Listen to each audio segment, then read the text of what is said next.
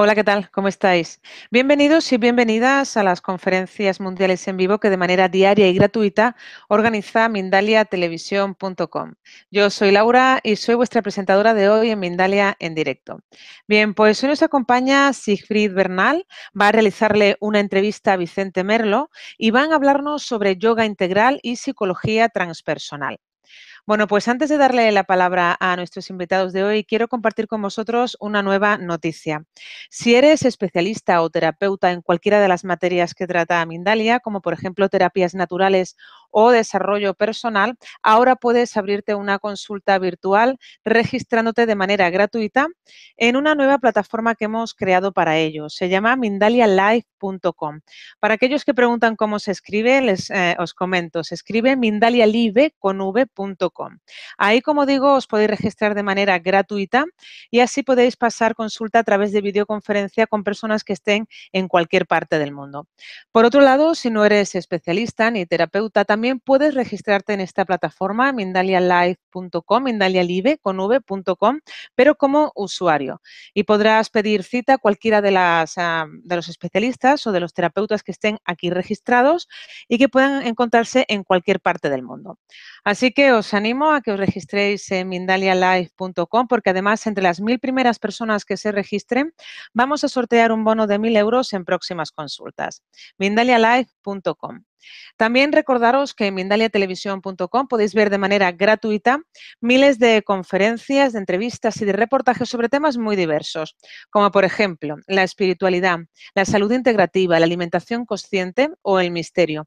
Día a día estamos subiendo vídeos sobre estas temáticas. Y recordaros ya por último, antes de darle la palabra a nuestros invitados de hoy, que también podéis empezar ya a participar en el chat, siguiendo el formato que os voy a explicar a continuación. En primer lugar, debéis poner la palabra pregunta en mayúscula. A continuación, el país desde donde nos estáis viendo y a continuación ya podéis formular el texto de la pregunta en cuestión que vamos a finalmente a trasladarle a nuestro invitado de hoy. Él es Vicente Merlo y va a realizarle una entrevista Sigfrid Bernal. Van a hablarnos sobre yoga integral y psicología transpersonal. Vamos a saludarlos, vamos a darle pase ya. Hola, ¿qué tal, Sigfrid?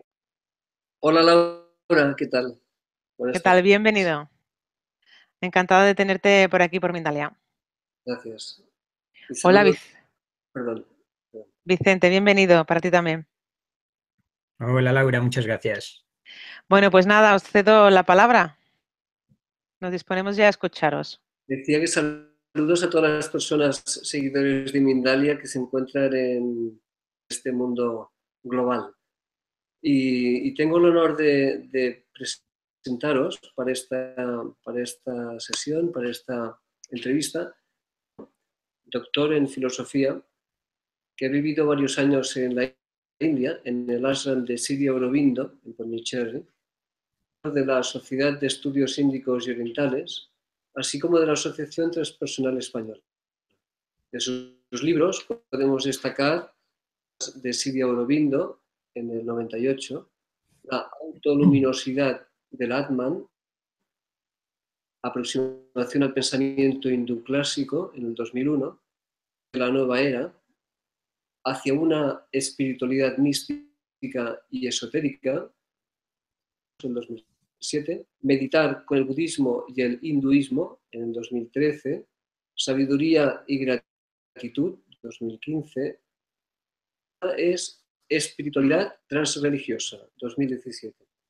Bueno, como veis, a Vicente Merlo, espacio como este, para que despliegue todos sus conocimientos y seguro que conocimientos experienciales, porque espiritualidad oriental también atrae a la contemplación meditativa con estas guías tan maravillosas de la mano del conocimiento del gran Sri Aurobindo, se pueden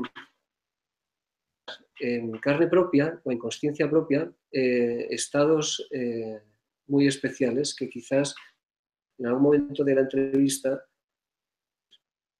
De aquí nos iremos desde la experiencia de haber conocido la obra de Sri Aurobindo y con su con su compañera Mirra Alfasa, el yoga integral, hasta la psicología transpersonal, que es el nuevo movimiento contemporáneo que está llegando a universidades, bueno, todas o gran parte de universidades, para que los nuevos psicólogos del futuro se formen con estas herramientas de espiritualidad, digamos, una espiritualidad científica casi.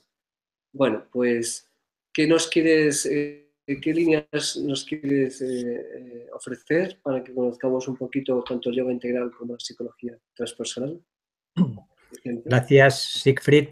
Yo creo que podemos empezar, si te parece, hablando un poco de Sri Aurobindo y Mirra Alfasa, a quien mencionabas, y en qué consiste el yoga integral, y después pasar a la psicología transpersonal.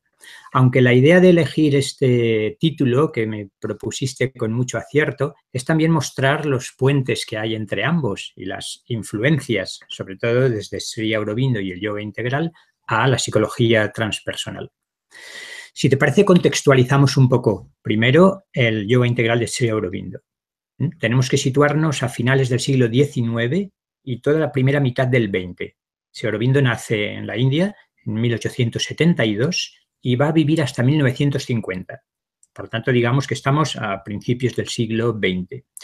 Y me interesa señalar dos aspectos inicialmente. Uno es la formación durante 14 años de Sri Aurobindo en Inglaterra, lo cual le va a permitir ser uno de los pioneros de la síntesis Oriente y Occidente. Y me interesa también el rostro político de Sri Aurobindo. A mí me gusta hablar de distintos rostros de Sri Aurobindo, que conocerás bien. Sri Aurobindo empieza siendo un poeta y hasta el final de su vida es un poeta con ese magno poema que es Savitri, de más de 700 páginas. Sri Aurobindo poeta es uno de los rostros, pero cuando vuelve a su país, después de los 14 años en Inglaterra, emprende un compromiso político muy intenso para expulsar a los ingleses al Imperio Británico de la India, y aparece el rostro político de Sri Aurobindo, que va a llegar a estar un año en la cárcel incluso, y al salir de la cárcel aparece lo que me gusta llamar el rostro yógico y místico de Sri Aurobindo, que hasta entonces no había aparecido. Sri Aurobindo durante su adolescencia y su juventud no tenía inquietudes, digamos, espirituales. Va a ser después de su etapa política cuando empiezan a producirse una serie de experiencias espirituales, yógicas muy importantes. Y finalmente podríamos hablar del Sri Aurobindo, del rostro filosófico, desde el momento en que, filosófico entre comillas, yo más bien diría gnóstico, porque filosofía suele asociarse a algo muy mental, muy intelectual, y Sri Aurobindo escribe desde otro espacio de la conciencia que está más allá de la mente habitual a la que estamos acostumbrados. Por tanto, tenemos a un Sri Aurobindo con una personalidad muy rica, muy integral, como el yoga integral que va a proponer. Valga esta presentación de principios del siglo XX para, si quieres, entrar en diálogo con alguno de estos aspectos. Estupendo, estupendo. Me gustaría señalar, ya que has hablado de esto del puente entre Oriente y Occidente, es que unos momentos maravillosos en la sociedad actual, como un despertar de la conciencia, y se está haciendo de muchas maneras, pero las bases de conocimiento han sido facilitadas yogis que hicieron esas inmersiones en la conciencia de sus individuos, de sí mismos, y en una conciencia global, y que luego dejaron un conocimiento escrito, y que no todos pudieron expresarse en las lenguas de Occidente, para que nos llegara la experiencia del yogi directamente a nuestro lenguaje occidental. Y Sri Aurobindo lo hizo. Y Mirra Alfasa parece que también. Él escribía en inglés directamente. Entonces, claro, esto ha dejado una obra que expresa todo un itinerario muy claro en el sendero, ¿verdad?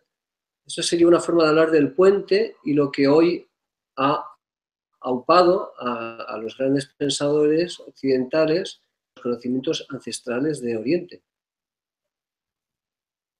Sí, déjame que vuelva a situarse Aurobindo, a partir de lo que dices, en este caso con lo que es la filosofía o la espiritualidad dominante en la India. Lo que normalmente se conoce como el Vedanta, como un Vedanta no dualista, luego quizás aclaramos este término, pero que concede poca importancia con aquella idea tradicional de que el mundo es maya a todo lo que es el mundo, la manifestación, la historia, el cuerpo, incluso las emociones. Todo esto quedaba puesto en un segundo plano porque lo importante era la unión con lo absoluto, la unión con el infinito, la unión con Brahman, el descubrimiento de nuestra identidad última. Con lo cual, el mundo parecía que era una especie de ilusión de la que podríamos despertar, pero que no tendría demasiado sentido transformar. Frente a esta visión, simplifico mucho, del Vedanta tradicional, es muy importante comprender que Sri Aurobindo reacciona contra esas limitaciones de la teoría de Maya e insiste en que también el cuerpo físico, las emociones, la mente, la sociedad, la historia, tiene un gran sentido. Es el propio Brahman, el absoluto, la conciencia infinita, la que se está expresando a través de todos esos instrumentos de manifestación, y por tanto es muy importante la transformación de todos esos instrumentos para lograr que ese espíritu, digamos, esa conciencia, se exprese cada vez con más brillo, de manera más resplandeciente, de manera más humana.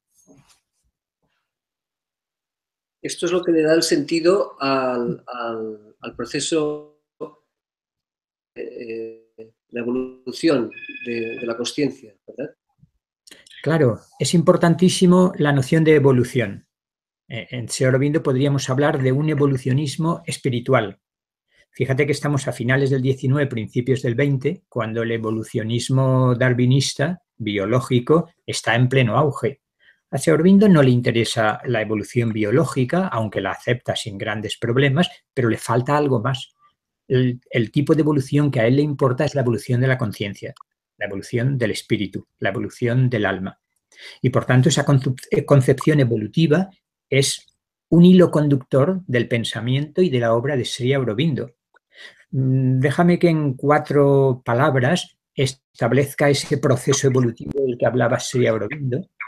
Sri Aurobindo dice, para que sea comprensible la evolución, es necesario aceptar que previamente ha habido una involución de esa conciencia infinita que se ha ocultado en la materia. Y a partir de ahí, de la materia, muy lentamente, con muchos cientos de miles de años, aparece la vida a través de seres vivos. Y con el paso del tiempo van a aparecer ya no seres vivos, sino seres vivos mentalizados. Aparece nuestro tercer gran concepto, la mente, materia, vida y mente. Y con la mente aparecen los seres humanos y toda la evolución del ser humano. Quizás una de las características fundamentales del yoga integral de Sri Aurobindo es mostrar, es ese anuncio profético de que estamos en el umbral de un nuevo salto evolutivo, que igual que apareció la mente, ahora va a aparecer lo que él llamó la supermente.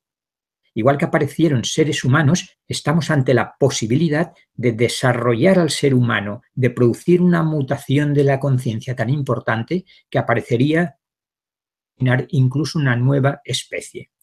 Por tanto, la evolución, como decías muy bien, es una de las ideas fundamentales, la evolución espiritual, en todo el pensamiento y toda la obra de Sri Aurobindo. Cuando se utiliza la palabra supermente, digamos, sería el paso, esa transformación de la que hablabas antes, ¿no? O sea, es la transformación de lo que ahora conocemos como mente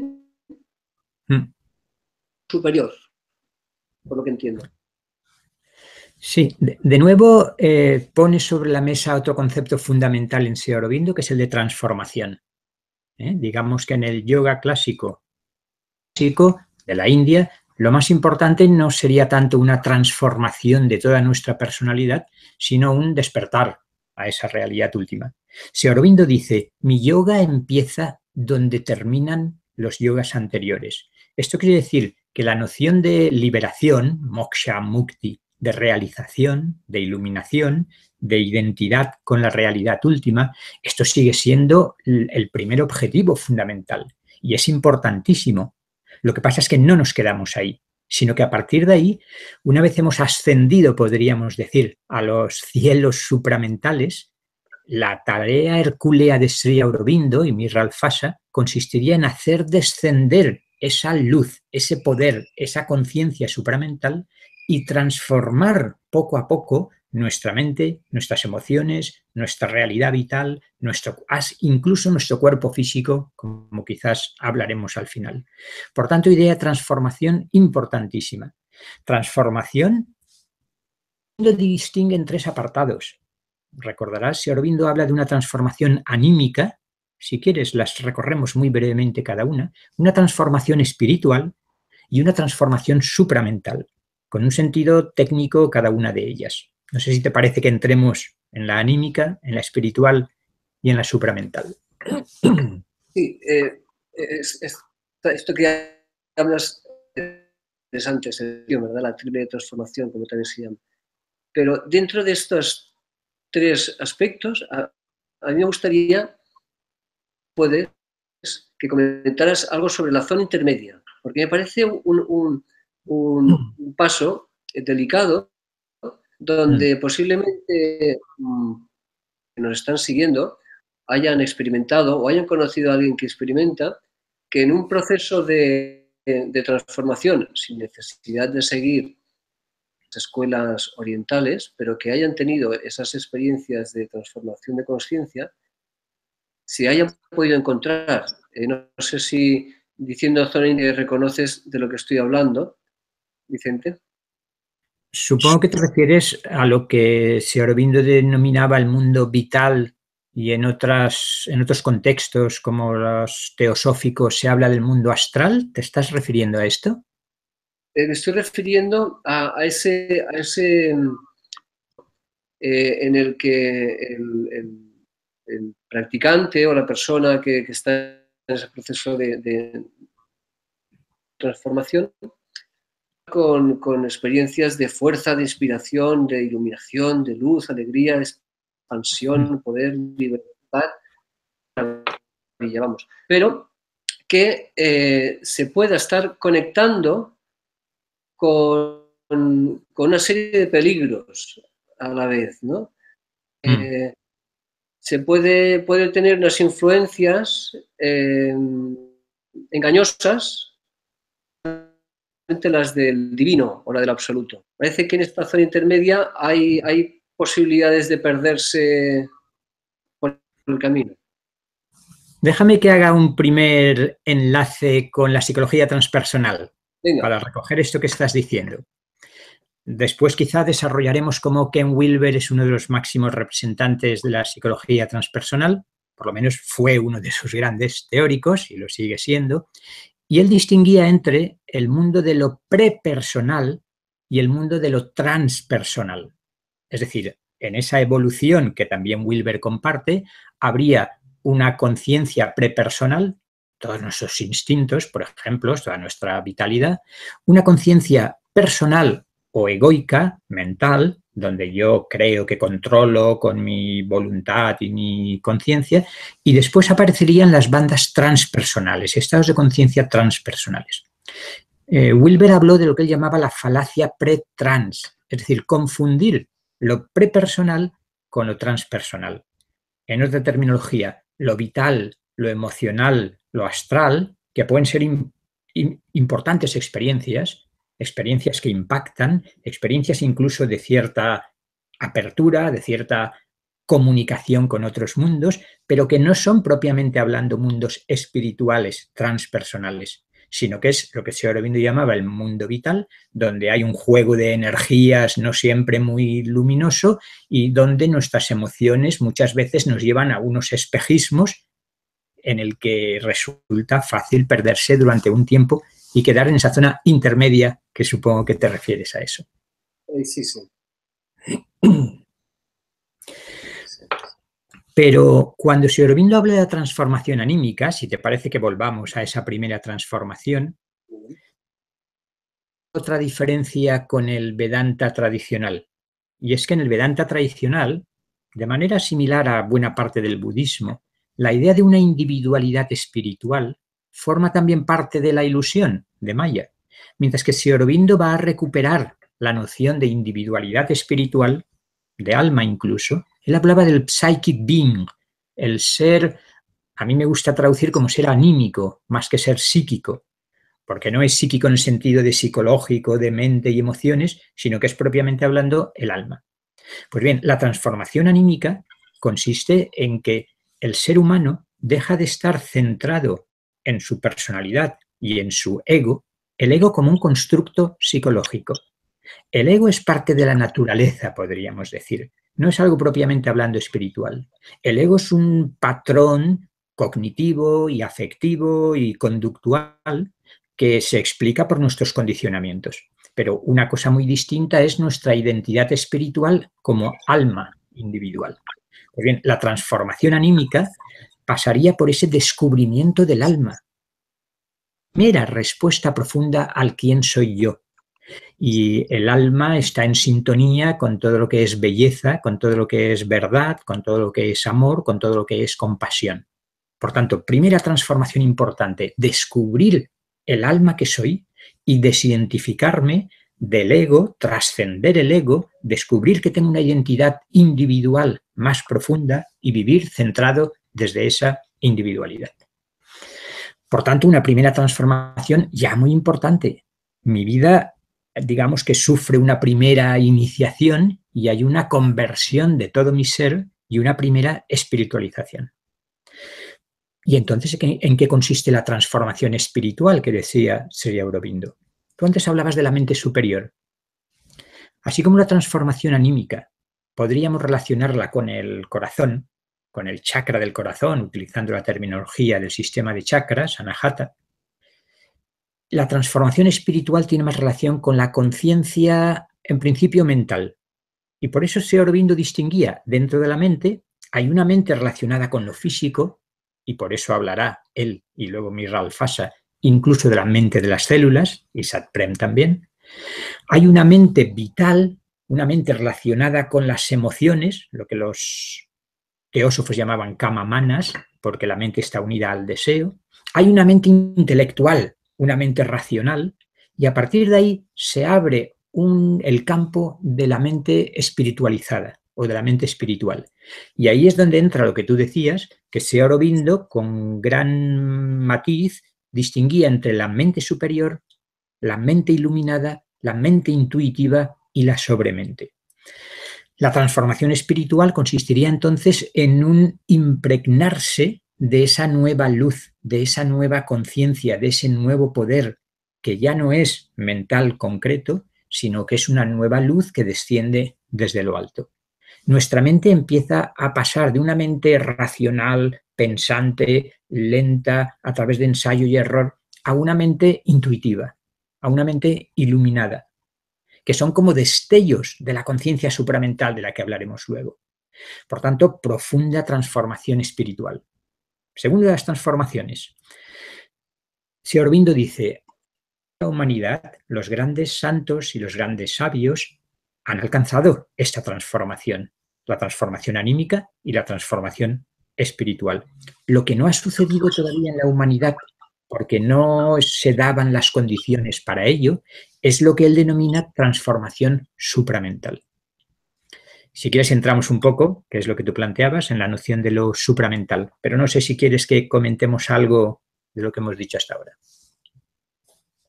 Sí, me parece fundamental llegar al concepto de lo supramental, porque es como el concepto más elevado que hasta ahora se planteó, ¿verdad? En planos itinerarios de desarrollo espiritual. Parece ser como si Aurobindo fue capaz de elevar el techo, y por lo tanto nos dio cabida a todo el resto de la humanidad de ascender paso más allá en este concepto de la supramentalización. Sí, háblanos de ello, que me parece fantástico. Sí. Me parece importante también lo que decías, ahora que desde hace unas décadas se puso de moda a través de Rupert Sheldrake, que estuvo un tiempo en la India también, por supuesto, de los campos mórficos, de los campos morfogenéticos, y con aquel famoso experimento del centésimo mono, que cuando alguien realiza una nueva actividad o descubre un nuevo nivel de conciencia, es más fácil que el resto, digamos, se contagie. De hecho, Sri Aurobindo y Mirra Alfasa les gusta hablar del contagio supramental. La idea sería que una vez anclado en el aura del planeta, podríamos decir, en las personalidades de Sri Aurobindo y Mirra Alfasa, esa conciencia supramental, sería más fácil el contagio. Contagiamos de virus o bacterias una vez uno está en presencia, lo que sucede por otra parte con los maestros iluminados.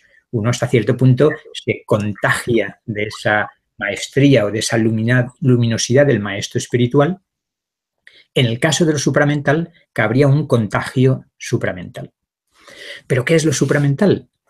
Yo siempre recuerdo que ya casi al final de su vida, los discípulos que le seguían en el ashram le seguían preguntando: ¿nos puede usted explicar una vez más en qué consiste lo supramental? Y Sri Aurobindo decía: no, me niego a explicarlo porque es que es incomprensible para la mente. Igual que los simios, los prehomínidos, no podrían entender la teoría de la relatividad o la física cuántica, el ser humano mental no puede comprender lo que es la supermente, la conciencia supramental. Por tanto, hay que aspirar y acoger el descenso de esa nueva conciencia, de esa nueva energía, y entonces empezaremos a entender en qué consiste lo supramental. Pero bueno, por otra parte, se pasó la vida escribiendo sobre la conciencia supramental y nos dijo muchas cosas.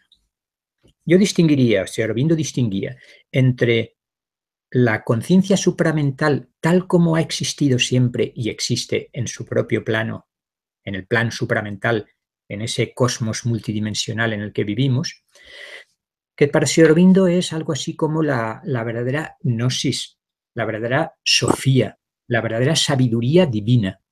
Lo divino está en posesión de todo el conocimiento a través justamente de su supermente, que no habría que concebir como una mente divina, si entendemos mente divina al modo como entendemos la mente humana, pero amplificada. Es decir, una mente que recorta, que fragmenta, que es incapaz de ver la totalidad. Por tanto, en primer lugar, la supermente es la conciencia divina con su conocimiento total de todo lo que existe, de todo lo que ocurre, de todas las posibilidades. Pero lo que nos interesa es cómo el ser humano puede ir construyendo, articulando, encarnando esa sobremente, esa supermente. Y ahí es donde Sri Aurobindo distinguía entre una gnosis intuitiva, el desarrollo de la intuición, antes de llegar a la gnosis supramental, el desarrollo de la supermente. Por tanto, muchas cosas ha dicho Sri Aurobindo, pero a la mente no le resulta fácil comprenderlo. Imaginemos por un momento, en todas las tradiciones se ha hablado de la omnisciencia, no solo de Dios en la teología cristiana, sino que los budistas consideran que un Buda, si es un auténtico Buda, ha alcanzado la omnisciencia. Y los jinas en el jainismo se considera que son omniscientes. Por tanto, es como si pudiéramos sintonizar nuestra mente con la mente divina y a partir de ahí tener acceso a todo el conocimiento necesario en un momento determinado. La transformación de la mente, la supramentalización de la mente, sería un proceso tan intenso, tan luminoso, que daría lugar a un conocimiento incluso de los tres tiempos, como dice Sri Aurobindo, que es característico de los rishis, de los sabios de la India antigua, una visión de pasado, presente y futuro instalados en el eterno ahora. Es un paso más allá del concepto del ser iluminado, del budismo. Entiendo. Sí, yo creo que hasta hace poco solíamos manejar un concepto estático de la iluminación o de la realización, como si fuera una meta a la que se llega y uno ya descansa. Entara en la iluminación, el Stita Praña de la Bhagavad Gita, aquel que se ha instalado en la sabiduría y ya no hay nada más que hacer. Me he identificado con Brahman he descubierto mi realidad última y se ha acabado, me he realizado. Sri Aurobindo, cuando él hablaba con el título del célebre libro de Satprem posteriormente, La aventura de la conciencia, es porque concibe la evolución como un desarrollo co-creativo.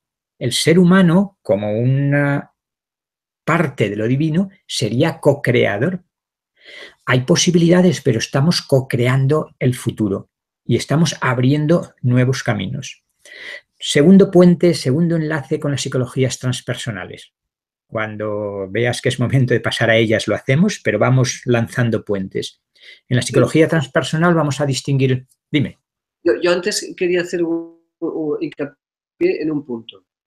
Se podría decir, así como hay senderos que conservan al practicante, al espiritual, como ser individual, el concepto de la supramente, llevado por Sri Aurobindo, sí, siguiendo su ente individual, es capaz de trascender, de llegar, es disfrutable por todos. O sea, es como una supramente que después engloba a las personas que se inspiran, por eso supongo que hablas de la intuición, ¿no? Aquellos que despiertan la intuición, reciben esa inspiración que quería entender, sí, sino que además ese poder supramental es derramado en las almas y las mentes, sino que en la naturaleza, o sea, en todo el planeta, todo el planeta, incluidas todas sus células, de esa elevación, de esa transformación. ¿Es posible eso? ¿Es así el concepto?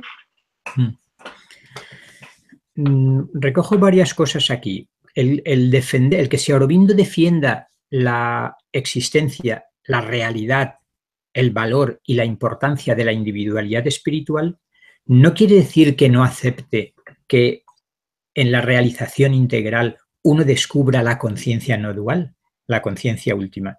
El misterio, podríamos decir, está en que somos simultáneamente la totalidad y una parte, lo eterno y una de sus manifestaciones en el tiempo. Es decir, en las religiones islámicas, proféticas, el judaísmo, el cristianismo, el islam, que suelen ser dualistas, yo soy un alma individual, pero no puedo decir que soy también lo absoluto, lo divino, Dios. Hay una distancia ontológica, podríamos decir, enorme, un abismo entre Dios y la criatura. Por otra parte, veíamos que en el budismo y en el Vedanta tradicional, no dualista, es el individuo el que sufre, digamos, el que es irreal. Solo individuo en las tradiciones dualistas, solo lo eterno no dual en las tradiciones no dualistas. Lo que hace Sri Aurobindo es decir, son distintos aspectos de la realidad única. La realidad integral se permite el lujo de ser individual, universal o cósmica y trascendente. Es decir, el cosmos es la expresión de esa conciencia trascendente, de ese espíritu absoluto, y a su vez ese espíritu absoluto se permite el lujo de no convertirse, sino ser desde siempre chispas, rayos de ese sol central. Quería aclararlo porque si no parece que volvamos a un dualismo donde yo tengo un espíritu individual, conozco como válida la experiencia trascendental de no dualidad. No, no. La no dualidad, el no dualismo integral, Purna Advaita, como decía Sri Aurobindo, incluye ambas cosas. Este es uno de los aspectos de la integración, de la integralidad de su planteamiento y de su experiencia. Soy simultáneamente un individuo particular, distinto de los otros, y la sinfonía cósmica no sería la misma sin el instrumento específico, singular, insustituible que cada uno de nosotros somos. Soy la totalidad, pero soy uno de esos individuos. Por tanto, enfoque claramente integral. Y no sé si me he perdido ya una segunda idea que quería desarrollar de lo que has dicho. De lo que te he dicho es si ese proceso el descenso... Ya recuerdo. Pues, ¿qué sucede? es algo similar a lo que muchas personas anhelamos en la actualidad, esa transformación global de la humanidad, esa apertura del corazón, de apertura de conciencia, la salud del planeta. ¿Va por ahí? Yo diría que esa difusión de la conciencia supramental, una vez ha descendido, algunos recordarán que Mirra Alfasa dice que en 1956 se produce la primera manifestación supramental sobre toda la Tierra. Hasta entonces, en Sri Aurobindo, en Madre, quizás incipientemente en algunos de los discípulos, había habido un descenso, pero personalizado en algunos de ellos. En 1956, 6 años después de la partida voluntaria deliberada de Sri Aurobindo para trabajar desde la otra parte del velo, según Mirra Alfasa, con su visión intuitiva, sutil, espiritual, se produce el primer descenso, la primera manifestación supramental. Desde ese momento es como si estallase una bomba espiritual en el planeta y el aura del planeta tuviera a su disposición esa conciencia supramental. El problema está que los instrumentos, los seres humanos y los seres no humanos, no son todos ellos capaces de asimilar esa nueva energía entrante. Una energía con una vibración mucho más sutil y que no llega a ser integrada por muchas personas. De ahí la importancia de todo un trabajo personal, psicológico y espiritual de transformación, de apertura, de purificación, para que esa Shakti supramental, como le gustaba decir a ellos, pueda trabajar sobre nosotros y esa lluvia de luz supramental que está cayendo sea asimilada. Si no, si llevamos un impermeable, la lluvia no nos llega a tocar. Por tanto, estaría ahí, sería compartible por todos, pero cada uno está con su karma, con su destino, con sus limitaciones y no todo el mundo, digamos, disfrutaría de esa transformación en la misma medida. O sea, potencialmente esa difusión sería universal o planetaria, realmente sería asimilada en mayor o menor medida por cada uno de los sujetos, de los individuos. Si me permites, voy a recordar una frase de Mirra Alfasa, de la Madre, a intentar rescatar una cosa que me parece que para el público de Mindalia es una joya. La frase de Mirra Alfasa es: no es el último eslabón de la creación terrestre. La evolución continúa y el hombre será sobrepasado. Toca decidir si quiere participar o no en la aventura de la nueva especie. Y con esto me gustaría rescatar una cosa por la que has pasado muy rápido, de que Mirra Alfasa y Aurobindo siguieron trabajando cuando Sri Aurobindo ya había trascendido su cuerpo, cuando estaba al otro lado del velo.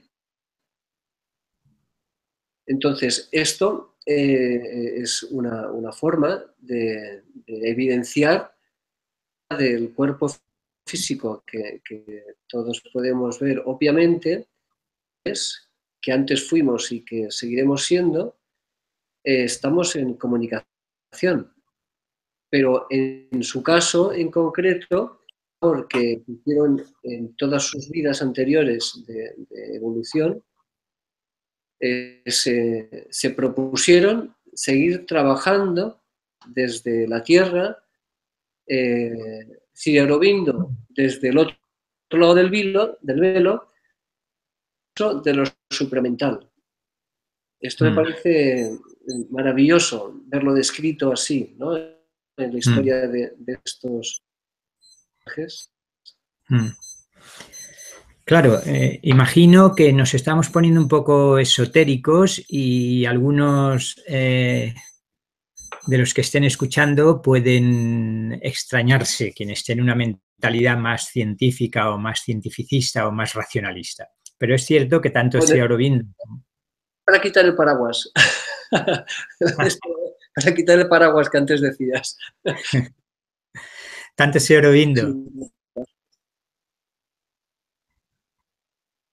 Aurobindo, como Mir al-Fasha tenían una amplia visión de lo que sucede en los otros planos, en las otras dimensiones. Antes hablábamos de un cosmos multidimensional, que desde los Vedas hasta Sri Aurobindo se suele distinguir 7 grandes dimensiones, 7 grandes planos. Pues bien, el sabio que era Sri Aurobindo y que era Mir al-Fasha tenían una visión de los distintos planos. Por tanto, nuestro cuerpo físico y nuestro plano físico para ellos no eran lo único, y no solo como creencia religiosa, sino como experiencia directa, y por tanto estaban en permanente comunicación con esos otros planos, con esos otros mundos. Mir al-Fasha, madre, en la agenda cuenta en muchas ocasiones como discípulos que estaban en Estados Unidos o en Rusia, cuando están desencarnando en la muerte, acudían devotamente a madre y ella les ayudaba a desencarnar. ¿Por qué? Porque todos tenemos conciencia, o mejor dicho, realidad, pero no somos conscientes de nuestra existencia en esos otros planos, pero a partir de un determinado grado de evolución, como el que tenían ellos, la existencia y el movimiento en esos otros planos es algo habitual. Por tanto, desde esa perspectiva no es de extrañar que Sri Aurobindo eligiera pasar a la otra parte del velo para seguir trabajando desde ese plano, digamos, etérico, supramentalizado, porque estaba en marcha la gran obra alquímica, podríamos decir, de Sri Aurobindo y madre, es esa transmutación, esa transformación planetaria, obviamente. Una de las características justamente del yoga integral sería también que no se busca ya solo la liberación individual, como ha sido frecuente en muchas tradiciones, sino que la liberación individual es, una vez más, es una pieza en el rompecabezas colectivo, porque además uno ha descubierto la interrelación, la interdependencia con todo lo demás y con todo lo que existe, y no solo con los otros humanos, sino también con todos los reinos de la naturaleza, y la trascendencia del ego supone investirse, podríamos decir, de una conciencia cósmica, o una conciencia planetaria, si queremos reducirlo un poco más. Por tanto, lo que está en juego no es solo la transformación individual, que es necesaria, pero es necesaria como parte de la transformación planetaria, de la transformación colectiva.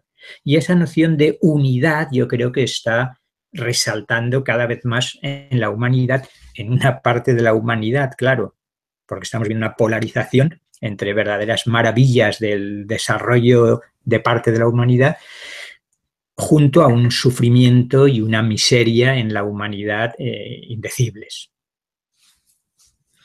Pero, en fin, eso que comentabas de el manejarse sutilmente en los otros planos como una manera de ayudar en esos planos y de colaborar en la supramentalización, creo que es un aspecto importante.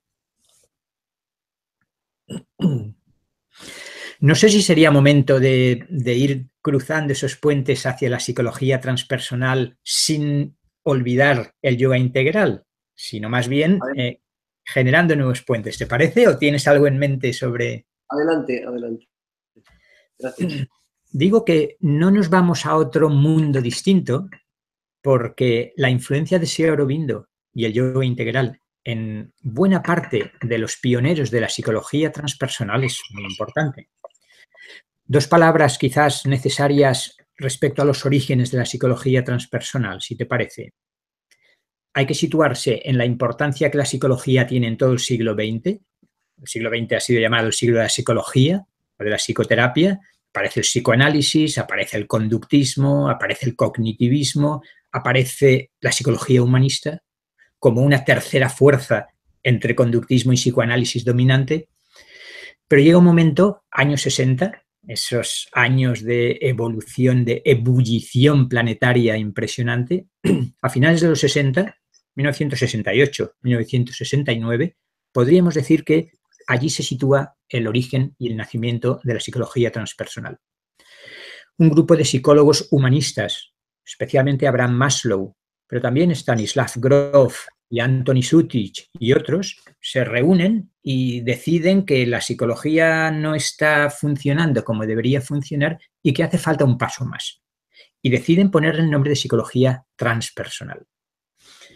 Por tanto, tenemos que nace en los finales de los 60, principios de los 70. Pronto empieza a publicarse una revista importante, se crea una asociación transpersonal y en cuestión de 10 años, esto empieza en Estados Unidos, pero en cuestión de 10 años va a haber un crecimiento en muchísimos países de asociaciones transpersonales y de publicaciones transpersonales. ¿Qué es lo que pretende la psicología transpersonal y qué puntos de unión encontramos con el yoga integral? No nos engañemos, cuando ponen el término transpersonal, están pensando en las dimensiones espirituales. Pero como están dentro de la academia y pretenden ser rigurosos, si no científicos en sentido estricto, proponen un término que recoja los estados elevados de conciencia, las experiencias trascendentales, las experiencias místicas. Y atención, esto es lo importante, y lo estudien lo más científicamente posible. De tal manera que podríamos decir que la psicología transpersonal nace como el intento de estudiar científicamente en la medida de lo posible y al mismo tiempo ensanchar las paredes, flexibilizar el método científico para estudiar lo espiritual. Yo creo que es importante distinguir entre psicología transpersonal y el movimiento transpersonal. La psicología transpersonal nace como una disciplina que se quiere académica, pero cuyo objeto de estudio es justamente los estados de conciencia transpersonales, espirituales, que hasta ahora eran desechados por la psicología académica. Por tanto, tenemos ese esfuerzo importante de tomarse en serio Occidente, la psicología científica, y Oriente, las sabidurías orientales, la mística, de tomarse en serio la teoría y la práctica, de nuevo es muy importante, y se relaciona con el yoga integral. Uno concibe a un físico que no está implicado en su propia transformación, o a un biólogo, o a un astrónomo, pero un psicólogo transpersonal que no se tome en serio, que no se implique en su propia transformación, en el descubrimiento de los estados superiores de conciencia, digamos que habría un desfase. ¿Dónde está la relación? Varios de los grandes representantes de la psicología transpersonal recurren una y otra vez a Sri Aurobindo. Mencionaría 2 o 3. Dane Rudyard, que es un personaje a que a mí me parece muy interesante, aunque menos conocido que otros. Dane Rudyard es el padre... Perdona, Vicente, has dicho que recurren a, y se me ha cortado y no he oído a quién recurren. Recurren a Sri Aurobindo como uno de los representantes más lúcidos a la hora de tematizar los mundos transpersonales, es decir, espirituales. Y decía que ahí encontramos a Dane Rudyard, que es el padre de la astrología moderna, encontramos a Ken Wilber, que como insinuábamos antes es uno de los grandes teóricos de la psicología transpersonal. No hay libro entre los 14 o 16 que tiene publicados ya, desde 1970 y tantos que comienza, en el que no mencione elogiosamente la obra de Sri Aurobindo. Recuerdo en alguno de ellos, como decía, probablemente Sri Aurobindo es el mayor teórico del evolucionismo espiritual de todos los tiempos. Eso muestra el aprecio de Wilber hacia la obra de Sri Aurobindo.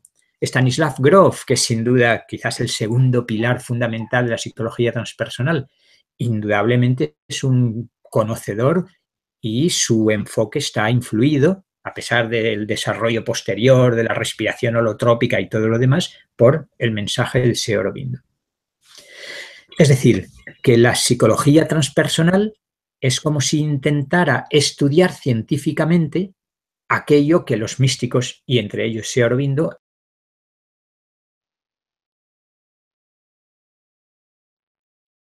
científica. Primera parte de psicologías transpersonales. Si te parece, entramos en diálogo con lo que yo creo que son 2 o 3 ideas que esbozaba de si alguien no lo conoce, podría preguntarse, bueno, ¿en qué consiste, después de lo que hemos dicho, la psicología transpersonal? ¿Qué le preocupa? Hemos dicho ya los 2 rasgos fundamentales. Unir ciencia occidental y sabiduría oriental. Prácticamente todos los psicólogos transpersonales conocen en mayor o menor medida, han sido practicantes serios de alguna de las grandes tradiciones. En el caso de Ken Wilber, estuvo muchos años practicando meditación zen, luego descubrió el Vajrayana, el budismo tibetano, y fue practicante durante un buen tiempo de budismo tibetano. De hecho, digamos que hay un sesgo no dualista en Wilber que viene de la influencia recogida del budismo zen y del budismo tibetano. Por tanto, unión de Oriente y Occidente, unión de teoría y práctica en el propio investigador, integración de lo prepersonal, decíamos antes, lo personal y lo transpersonal. Y esto es importantísimo, porque no es solo una antigua espiritualidad que busca elevarse hacia lo espiritual. Justamente la noción de integración es importantísima, como lo es en Sri Aurobindo, lo hemos visto. Tanto que en Wilber llega un momento en que percibe ciertas diferencias con la psicología transpersonal y prefiere no denominarse psicólogo transpersonal y propone psicología integral y hablará de espiritualidad integral en la línea justamente de Sri Aurobindo. Integración de lo que Wilber decía, casar a Buda con Freud. Tomarse en serio la importancia del trabajo psicológico, del descubrimiento del subconsciente, del descubrimiento de nuestra sombra, como parte imprescindible de un trabajo integral psicológico y espiritual. Ese matrimonio de Buda y Freud, simbólicamente, de lo psicológico y lo espiritual, creo que es uno de los signos de los tiempos y que la psicología transpersonal está tomándose muy en serio. Yo creo que con estas 3 o 4 características damos unas primeras pinceladas del interés de las psicologías. Sí, y un poquito más allá, en la aplicación práctica, la psicoterapia, ¿no? Una psicoterapia transpersonal permite a la persona que está en ese proceso de experimentarse a sí mismo como co-creador de su momento y hacerlo autorresponsable. Eso es lo que me parece que brinda esta visión, ¿no? Y llevar la sanación o el problema que se encontraba en el paciente, llevarlo a un terreno de oportunidad de evolución. Conocerás la importancia que Stanislav Grof ha concedido, junto con su mujer, a lo que llaman emergencias espirituales. Cristina Grof, la que propuso después de su propio proceso personal, propuso que lo que en ocasiones se consideraban trastornos psicológicos, trastornos mentales, incluso graves, un brote psicótico o un paso por la esquizofrenia, podían ser emergencias espirituales, podrían ser el resultado de experiencias profundas de comunicación con otras dimensiones, con otros planos, y durante un cierto tiempo el individuo quedar conmocionado y padecer armonización de su personalidad. Por tanto, no diferenciar tan claramente la oscura historia que lleva la humanidad con los trastornos psicológicos, con los trastornos mentales, sino que a la luz de la psicología transpersonal podrían verse en algunos casos, y es un problema muy complejo, como emergencias espirituales, como una llamada a descubrir una dimensión más profunda de nosotros mismos. Es un terreno muy delicado, pero creo que se relaciona bien con lo que decías. Y es que la psicoterapia transpersonal yo creo que está naciendo todavía. En otras escuelas psicológicas, primero el aspecto teórico es más importante y luego la psicoterapia se deriva de esos principios psicológicos básicos.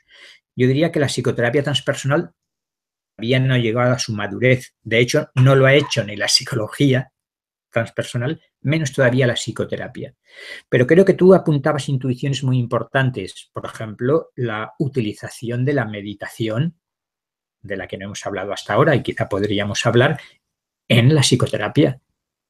Y de la importancia de que el terapeuta, menos idealmente, fuese también un experto, iba a decir un maestro espiritual, un maestro de lo transpersonal para poder comunicar y guiar por esos nuevos territorios al que está padeciendo algún tipo de desarmonía.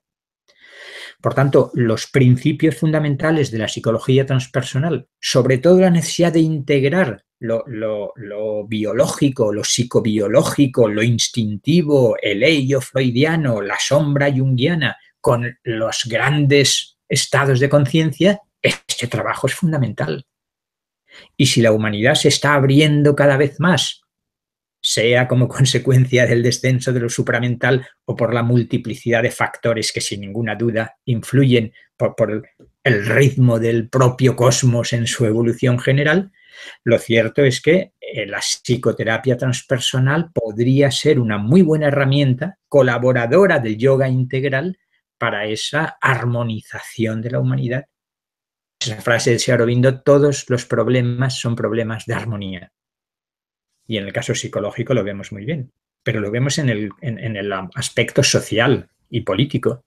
Por tanto, la armonización áurica, casi podríamos decir, del sujeto es importantísima. Y entonces se comprendería en esa figura, yo creo que naciente, de terapeuta, maestro espiritual simultáneamente, cosa muy difícil. Pienso en Al Mas como uno de los que quizás lo ha ilustrado y lo está ilustrando de manera más clara. Tenemos ahí una figura muy importante. Maestro espiritual que desciende a las profundidades del sujeto. ¿Puede repetir su nombre que se me ha cortado, por favor? Sí, Al Mas. Al Mas. Bueno, digamos que aunque no es estadounidense, buena parte de su vida ha estado allí, y no solo en sus fantásticos libros describe sus profundísimas experiencias espirituales, sino que tras su creación de lo que él llama el enfoque diamante, ha acompañado a muchos cientos, a muchos miles de personas trabajando en esa unión con un trabajo psicológico, psicoterapéutico profundo para deconstruir el ego, para descubrir la sombra y trabajar con ella, pero al mismo tiempo abriéndose a estados superiores de conciencia y a los niveles transpersonales. Y yo creo que en mayor o menor medida aparecen terapeutas, quizás no en este gran nivel extraordinario en que hay una verdadera maestría espiritual y una verdadera maestría psicoterapéutica, pero sí gente con un de ambas dimensiones muy importante, sea en psicología gestalt, sea en constelaciones familiares, en distintos movimientos psicológicos que yo creo que están intentando integrar estos dos aspectos. Claro, pero en este caso no hay Sigfrid, que olvidarse. disculpa. Sigfrid. Sí, dime, Laura. Estamos en tiempo, así que si podéis ir terminando, por favor. Vale, con esto terminaré. Vicente, creo que vale la pena destacar que la gran diferencia hasta lo ahora conocido es que desde la perspectiva trascendental tenemos en cuenta que hay más allá del velo y que la inspiración es del alma divina, un alma divina que inspira, que guía al alma individual que está en este proceso de evolución. Y entonces, en un proceso, incluso en psicoterapia, tenemos aquí un psicoterapeuta fundamental, que es al otro lado del velo. Efectivamente. Si te parece, después de estas bellas palabras tuyas, damos paso a las preguntas que parece que habrá. ¿Te parece o quieres que afinemos algún último punto? Cuando si crees que hay un momento para comentarlo, bien, y si no, damos paso que Laura ha reunido de las personas que nos escuchan por el resto del mundo. Yo creo que aparecerá en las preguntas, si quieres lo recogemos con ellas. Muy bien. Bien, pues muchísimas gracias. Gracias a ambos por esta interesante entrevista. Antes de pasar a las preguntas, es el momento de recordarles a todos que Mindalia es una ONG sin ánimo de lucro y tiene un objetivo fundamental: difundir conocimiento. Y para eso tú puedes ayudarnos. Estamos, si quieres, bueno, más que estamos buscando si quieres tú ofrecernos alguna conferencia o tienes alguna experiencia personal que podamos recoger como testimonio en alguna entrevista, simplemente métete en mindaliatelevisión.com. Hay una pestañita que pone colabora y puedes pinchar sobre la opción ofrecer conferencias. Ahí podrás encontrar toda la información necesaria para ponerte en contacto con nosotros, con Mindalia Televisión. También recordaros que debajo de este vídeo, en la descripción escrita, podéis encontrar más información sobre Mindalia y Mindalia Televisión. Por ejemplo, para suscribiros a nuestro canal de YouTube y recibir recordatorios. También encontraréis información sobre cómo haceros voluntarios o voluntarias de Mindalia o cómo hacer una donación económica a la ONG Mindalia si es eso lo que deseáis. Y ahora sí, Vicente, vamos a pasar ya a la primera pregunta. Bueno, pues nos dice Cristina desde España, ¿cómo podrías definir el ego? Yo definiría el ego como un constructo psicológico, una serie de patrones, antes lo decía, de nuestro condicionamiento educativo, también de nuestro karma anterior, pero dentro de lo científico, y se ha estudiado mucho en las psicologías contemporáneas, es esa construcción psicológica con la que nos identificamos. Pensar de una manera determinada, no solo conscientemente, sino nuestras raíces inconscientes, sentir de una manera determinada, y tenemos como lemas afectivos que nos han grabado a veces a sangre y a fuego. Por ejemplo, no merezco ser amado. Esa consigna, como decía Antonio Blay, en su interior, y toda su vida verse condicionada por esa idea clara en nuestro subconsciente de que afectivamente no merezco ser amado. Unos patrones de comportamiento, una manera de comportarse, una manera de sentir y una manera de pensar en torno a una idea de yo. El ego es la idea que yo tengo de mí mismo, no solo conscientemente, sino también grabada profundamente en el inconsciente. Sería distinto, tanto en el caso del yoga integral de Sri Aurobindo como en el caso de la psicología transpersonal, de nuestra verdadera identidad espiritual. Bien, pues quizás cabría decir, sí. Quizás creo que es importante decir que con demasiada frecuencia se maltrata al ego, porque podemos llevar dentro, acostumbrado a maltratar a los animales, en ocasiones a las mujeres, a la naturaleza muy frecuentemente, maltratamos también nuestro ego como si fuera un delincuente o un ser inferior. Es una ayuda, es como un hijo que no ha crecido suficientemente y entonces necesita comprensión, desidentificarnos de él para ser trascendido, pero incluso poder ser utilizado. Bien, pues vamos a continuar con Marisela desde México. A lo largo de mi vida he tenido experiencias en el mundo espiritual. Puedo ver seres de otros planos, tiempos y lugares. ¿En qué espiritualidad o conciencia crees que me encuentro? Aquí antes Siegfried hablaba de la zona intermedia. Es una cuestión muy delicada porque si aceptamos, y tú estarías teniendo esa experiencia de otros planos, yo creo que hay que aprender a discriminar con mucho cuidado nos estamos refiriendo, con qué nivel, con qué dimensión, con qué tipo de seres o de energías estamos sintonizando, estamos contactando. Porque en lo que Sri Aurobindo llamaba el plano vital, lo que los teósofos llaman el plano astral, el plano de las emociones, allí hay todo tipo de energías y de formas que pueden ser engañosamente atractivas. Pero no voy a negar, ni mucho menos, al contrario, creo que es muy importante reconocer que hay maestros espirituales, guías, hermanos mayores que están en las dimensiones verdaderamente espirituales y que se puede recibir ayuda y apoyo de ellos. De hecho, creo que la humanidad estaría en un momento en el que mucha gente está despertando esa visión y ese contacto, esa comunicación con los planos sutiles, como muestra la enorme cantidad de presuntas canalizaciones, que es un tema que me parece muy delicado.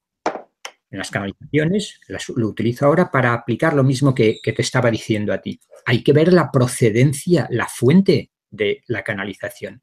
Igual que hay que ver la vibración, lo que percibo cuando estoy percibiendo a esos seres que tú dices que percibes. Si hay amor, si hay compasión, si hay luz, si hay bondad, si no hay exigencia, si no hay imposición, uno reconoce con su corazón abierto que está ante seres de luz. Pero no todos los seres ni todas las energías que circulan por el cosmos, digamos que sintonizan con lo mejor de nosotros. Por tanto, adelante sin miedo a mantener esa apertura, pero intentando discriminar para ir creando tu propio criterio y saber con qué tipo de realidades te estás encontrando. Suerte en ese maravilloso viaje que parece que has emprendido. Bien, pues vamos a continuar con Sol Naciente, que es un nick. ¿Por qué el ser necesita experimentar en esta o en otra dimensión si espiritualmente lo es todo y no le falta nada? Claro, esta es la idea de lo que yo llamaría la antigua espiritualidad, que consiste en pensar, si ya somos perfectos, sí, si se quiere, somos perfectos como seres espirituales.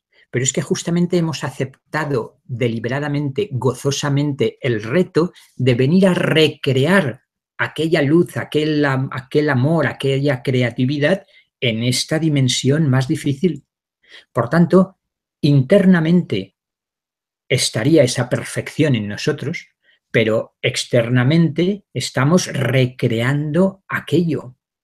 Lo absoluto ya es perfecto, pero se permite el lujo, decíamos antes, de manifestarse para llevar a cabo una extraordinaria aventura, que es importante tener presente si uno no recuerda, porque no recordamos, y buena parte del camino espiritual hoy en día consiste en recordar lo que somos, recordar no solo que somos seres esencialmente espirituales, sino que hemos decidido venir aquí a recrear aquella luz en esta materia a la que le cuesta translucir esa luz.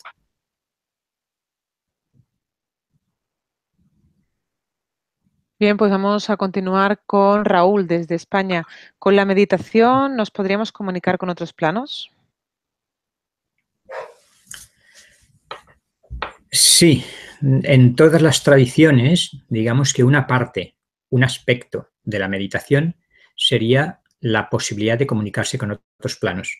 Pero yo personalmente no enfatizaría este aspecto, sino que enfatizaría el aspecto de descubrimiento de uno mismo. Descubrimiento de qué soy yo en el fondo cuando entro en un silencio profundo y soy capaz de vivir centrado más allá de mis emociones y mis pensamientos habituales.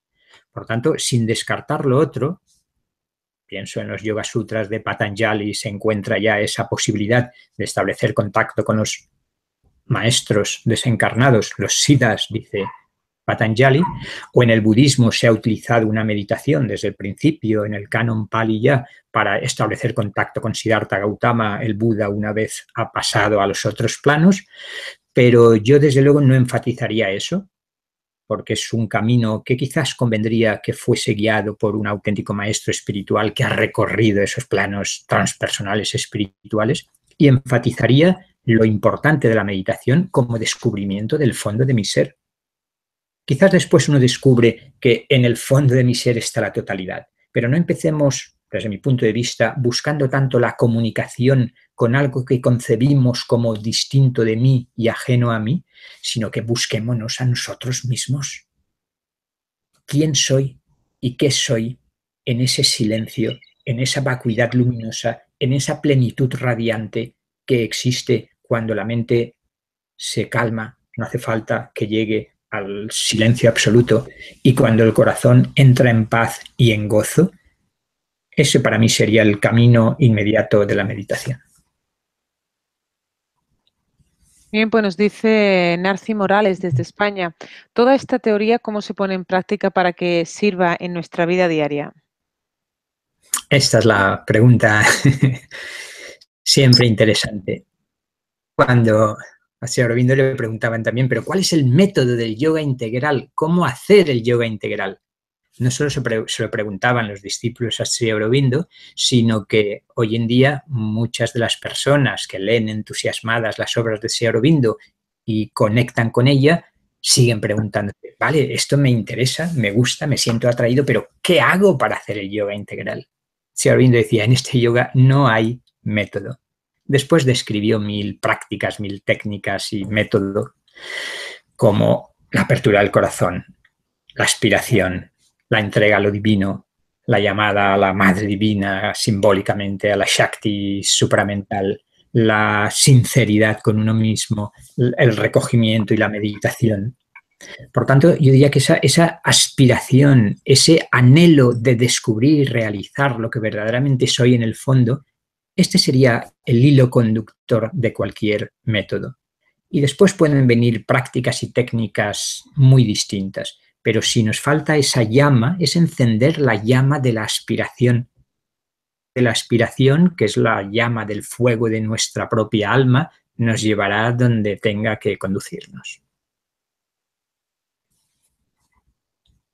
Bien, pues vamos a seguir con Lucía desde España. ¿Qué significa la no dualidad? Muy buenas preguntas. A mí me gusta distinguir entre concebir, pensar la no dualidad, experimentar puntualmente la no dualidad y realizar la no dualidad. La no dualidad significa que, a diferencia de la dualidad en la que vivimos cuando pensamos algo, yo soy el sujeto que conoce algo y el objeto conocido lo concibo como algo distinto de mí, yo veo este vaso y digo, bueno, yo estoy aquí, ya es distinto de mí. La no dualidad significaría que todo lo que existe es expresión de una conciencia única, de una realidad única. No hay dos realidades distintas. Espíritu y materia no son dos realidades totalmente, radicalmente independientes, sino que la materia es espíritu congelado o el espíritu es materia sutilizada. Por tanto, concebir mentalmente la no dualidad, muchos dicen que es difícil o imposible realizarlo, yo creo que no. Hay que ser conscientes de que se trata de un pensamiento. Es el pensamiento de que la realidad originaria y todo lo que existe es una única conciencia, una única realidad. La experiencia es vivir eso, ya no pensándolo, sino como experiencia profunda, por ejemplo, en contemplación con la naturaleza, sentir la unidad con la naturaleza, como si yo fuera la conciencia dentro de la cual está toda la naturaleza. Y la realización de la no dualidad, que podría ser una de las definiciones del maestro no dual tradicional, es instalarse definitivamente en esa conciencia no dual y vivir toda la vida fluyendo como expresión de esa realidad que ya no está controlada por mi ego, sino que a través de mí se está manifestando una voluntad transpersonal, espiritual, divina, podríamos decir. Bien, pues continuamos con Alejandro. Dice, ¿la relación entre ser Aurobindo y madre puede explicarla y ampliarla en relación al desarrollo y transformación humana? Pues Aurobindo fue el prototipo de una nueva sociedad, ¿no? Sí. Dos cuestiones. Muy brevemente, el hermoso momento en que se conocen Sri Aurobindo y madre, cuando madre va con su marido a Pondicherry a conocer a Sri Aurobindo porque quiere proponerle escribir en una revista. Madre no sabía quién era Sri Aurobindo y cuando lo ve descender por la escalera desde la que desciende, dice, Dios mío, pero si es el maestro que se me ha estado apareciendo en sueños y dándome enseñanzas desde hace muchos años. Y su corazón sintió que se abría y se unía a Aurobindo y desde entonces comenzaron juntos el yoga integral y supramental. Y fue madre Mirra Alfasa justamente la que, con esa capacidad visionaria que tenía, vislumbró la posibilidad de una ciudad del futuro que es Auroville. Y en 1968 se fundó esa ciudad que no pertenecía a ningún país y que trataba de realizar ese yoga integral que Sri Aurobindo y Madre habían expuesto. Yo creo que Auroville sigue siendo un experimento importante en la evolución de la humanidad.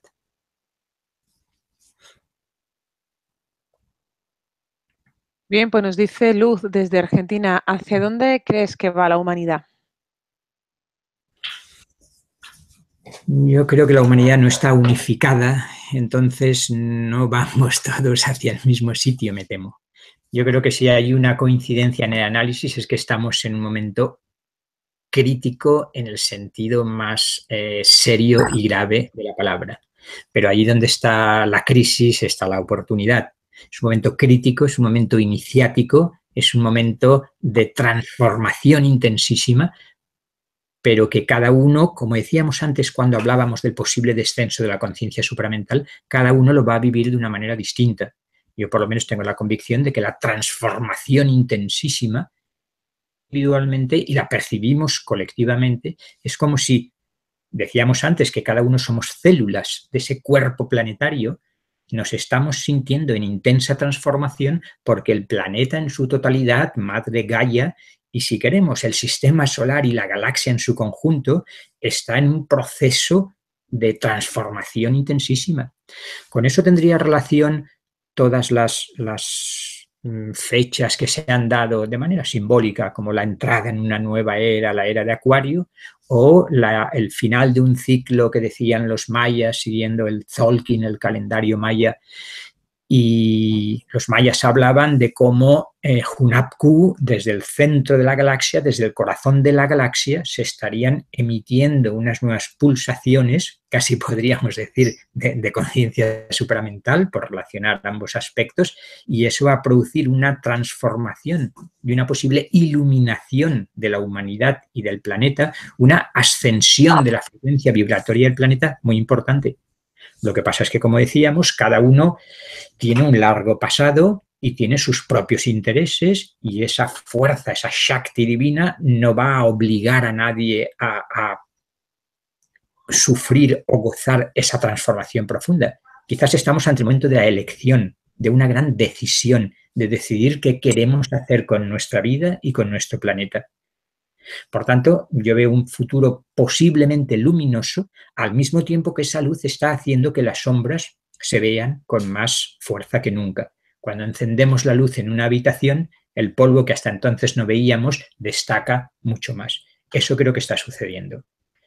El planeta y el sistema solar habría entrado, dicen algunos, en la banda de fotones galáctica y eso haría que más luz entrase en el planeta. Y esa luz, esa conciencia, intensifica todo aquello que estamos viviendo. Y por tanto, cada uno va a vivir cosas distintas, fuertes, intensas, críticas, pero en una dirección o en otra. Bien, pues nos dice Sandra desde España, ¿podríamos vivir sin ego? Yo creo que es posible vivir sin ego como una realidad última, es que depende de qué lenguaje utilicemos. Yo diría, en principio, que definido el ego como hemos hecho, todo mi pasado se ha concretado en ese ego y tiene aspectos positivos. Son los aspectos de mi personalidad que he desarrollado. Lo que tengo que hacer es no identificarme con el ego.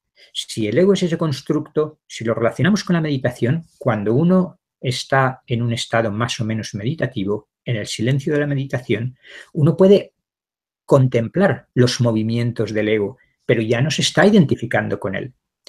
Y en la vida cotidiana, si aplicamos la meditación como estado, podemos ver los movimientos, la dinámica de nuestro ego cuando estamos viviendo en la vida cotidiana, pero sin identificarnos con él. Yo diría, distingamos entre nuestra personalidad, el ego, que la suele dirigir, coordinar, y, digamos, el alma o la realidad espiritual. La personalidad no vamos a perderla y la formación y la transformación que uno haya llevado a cabo con su personalidad va a ser una herramienta importantísima. Ahora bien, el ego con el que nos identificamos y que rige egocentradamente, valga la redundancia, en nuestra vida, sí que puede o desaparecer servicio de una conciencia más grande. Es decir, trascendemos el ego, pero integrándolo, incluyéndolo.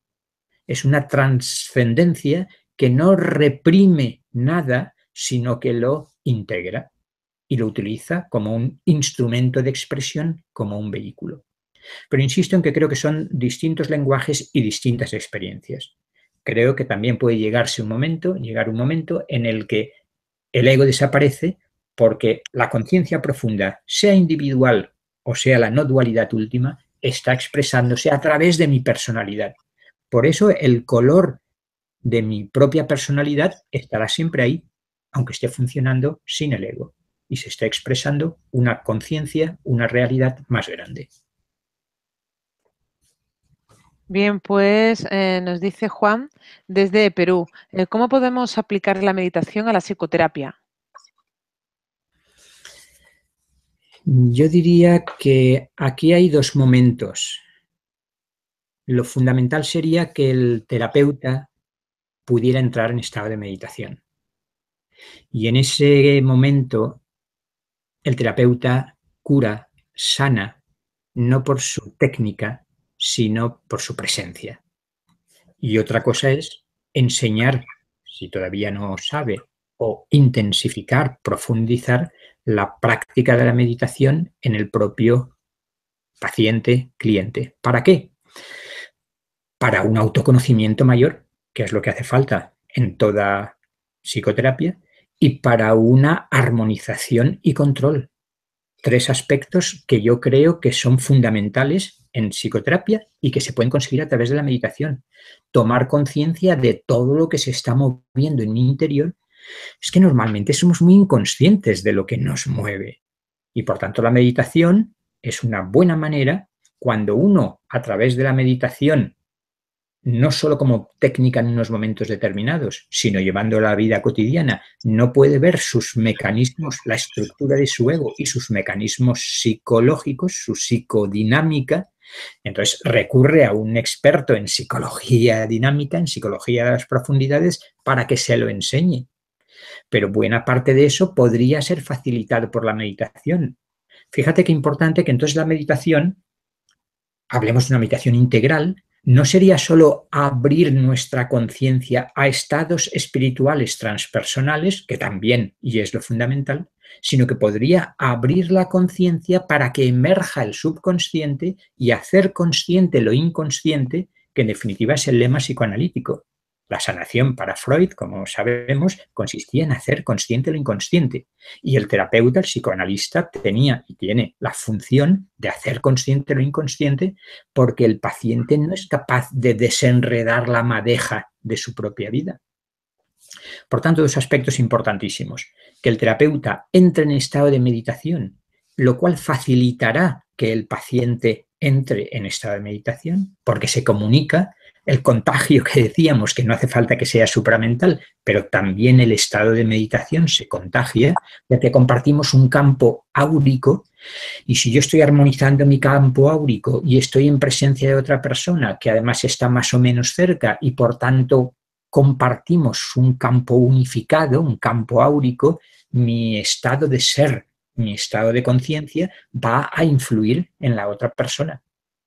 Y al mismo tiempo le estoy enseñando con la práctica, estoy induciendo, incluso sin palabras, el estado de meditación. De manera que él va a comprender mejor, porque entra en un estado de meditación, lo que yo trato de explicarle. Por tanto, herramienta fundamental también, aunque no solo, en la psicoterapia. Bueno, pues vamos a lanzar ya la última pregunta. Dice Fran, ¿cabría pensar que no todo lo que existe es digno de ser? Vivimos en un mundo dual, por lo tanto habría seres dignos e indignos, ¿no?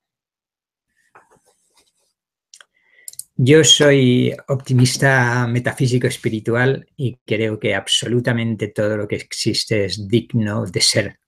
Lo que pasa es que tendemos a juzgar la realidad desde nuestra perspectiva limitada y todo aquello que entra en contradicción con nuestros intereses nos parece rechazable. Los animales nos pueden parecer indignos de ser porque nos molestan. Seres oscuros que nos influyen y nos perturban no deberían existir, pero eso es porque estamos centrados y tenemos una perspectiva estrecha. vuelvo a confiar en ese optimismo metafísico espiritual, malgré tout, a pesar de las apariencias, con la confianza de que absolutamente todo lo que existe es la expresión de una radiación divina. Bueno, pues muchísimas gracias, Vicente, por todas las respuestas. Gracias por este ratito también a ti, Siegfried. Han sido muchas las personas que se han unido desde Bogotá, Chile, México, Colombia, Argentina, Perú, España. Gracias a todos por acompañarnos, por estar ahí, porque además vuestra participación sin duda es muy importante. Ya sabéis que podéis volver a ver este vídeo en mindaliatelevisión.com para repasar algunas ideas, también para ayudarnos con su difusión, dándole a me gusta y compartiéndolo en vuestras redes sociales. Vamos a dejar ahora unos segunditos a nuestros invitados para que puedan despedirse. Siegfried. Pues te agradezco mucho, Vicente, que hayas dedicado este tiempo y compartirlo con Mindalia. Y me gustaría recordar una frase de Sri Aurobindo para consciencia o en el subconsciente colectivo, su mensaje, tan diferente a lo que veníamos acostumbrados en esta parte de Occidente con lo que se relaciona con la espiritualidad. La vida es una oportunidad de calma y de gozo. Y con esto me despido. Gracias, Vicente, gracias, Laura, y gracias a las personas que han participado. Fantástico final tus palabras. Gracias a ti, Siegfried, por este diálogo que hemos podido mantener. Gracias, Laura, por la coordinación y gracias a todos los oyentes, sobre todo, que aunque no nos vemos, nos sentimos quizás en el fondo de esa conciencia única que compartimos. Muchas gracias y que la paz esté en vuestro corazón y la luz en vuestra mente. Muy bien, pues gracias de nuevo, Siegfried y Vicente, y hasta la próxima. Y antes de terminar, recordaros que debajo de este vídeo, en la descripción escrita, podéis encontrar más información sobre Mindalia y Mindalia Televisión. Por ejemplo, para informaros de próximas conferencias en directo y recibir recordatorios, también para haceros voluntarios o voluntarias de Mindalia o para hacer una donación económica a la ONG Mindalia si es eso lo que deseas. Y de nuevo a todos, gracias por acompañarnos y nos vemos dentro de 30 minutos con la Biblioteca de Mindalia, que como siempre estará con nosotros nuestro compañero Alfredo Alcázar. Nos vemos en 30 minutos. Gracias.